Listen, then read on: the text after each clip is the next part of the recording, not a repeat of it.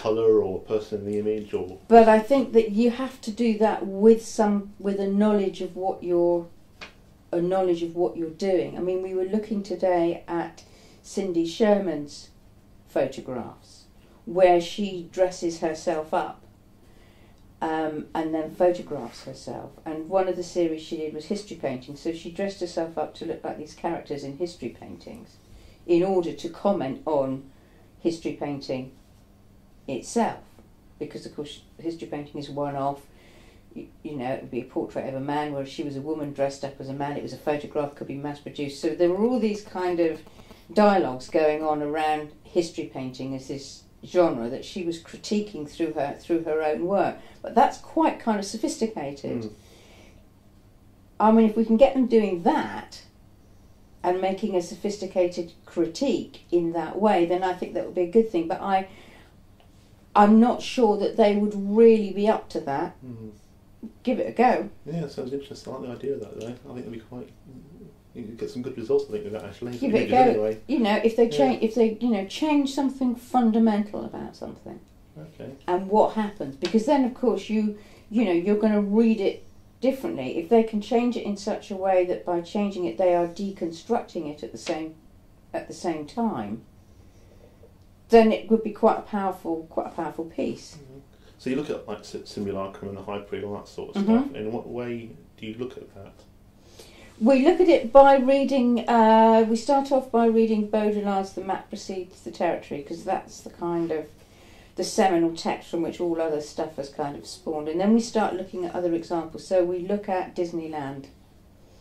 We look at Poundbury. We look at that town Celebration in America that's that kind of model community. And we finally look at Second Life.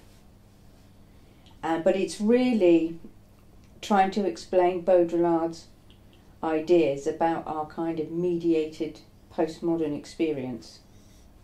Because it's quite interesting, because I've been talking to some of the staff that actually, work virtually on Second Life here, sort of thing, on the Cornwall College Island, and when you meet them, you'll see this, when they start talking about it, they're almost that character in real life. But I find that quite interesting, and they use a different avatar for work compared to looking at the one they use at home, sort of thing. So it's all sorts of levels of Right. What are you going to do if you have a student who's absolutely resistant to Second Life? Because I would be if I was one of your students. I would say, I'm not going there. Yeah, there's one or two like that, and I haven't sorted out what I'm going to do with that yet. I'm trying to think about it, basically. I think the thing I'm going to do is I'll just try to find out what they are interested in and get a hook and see if I can get in that way. Basically, that's probably the way I'll go. Probably. Have you got any ideas now I could do that? No. No, but you can't use a cattle prod, I know that. No, exactly. No. The students often don't appreciate or understand the links between what has gone in the past with theories and approach to design, etc., and how they can use it within their animation websites, etc. So obviously this is very important. So what I want to do is to provide that link with Second Life, but it's a familiar place for them, hopefully. Even if they've never been there before, if they've played games and been online or whatever.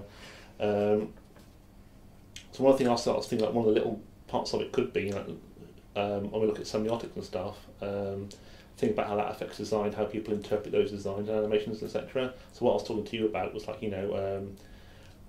we do give them a simple test or something, show them an image and see how they break it down or whatever, how they understand it, and then do that in Second Life as well. So we might have a space on an island or whatever where we'll bring in an image and get them to create a world around that image, to create a sort of a feeling around that image, an ambience around that image. What do you think about that? Well, give me an example. What would you? Say for example you have the screen, all right, and you said what does this, what images, what sort of emotions does this bring up, to get them thinking about how they can use colour, how they can use design, how they can use 3D space or whatever to come up with concepts and stuff. Do you think that would work? Might do. I mean, something like that would be if they were designing a web page. It might be a good jumping off point for a design. I think is this whole link about, you said that linking like, you know, like visual concepts or whatever that have gone in the past, the things that they're doing now, like web design, for example. Mm-hmm. And what I'm trying to do is like show them, like, you know, by looking at other people's artwork, they can use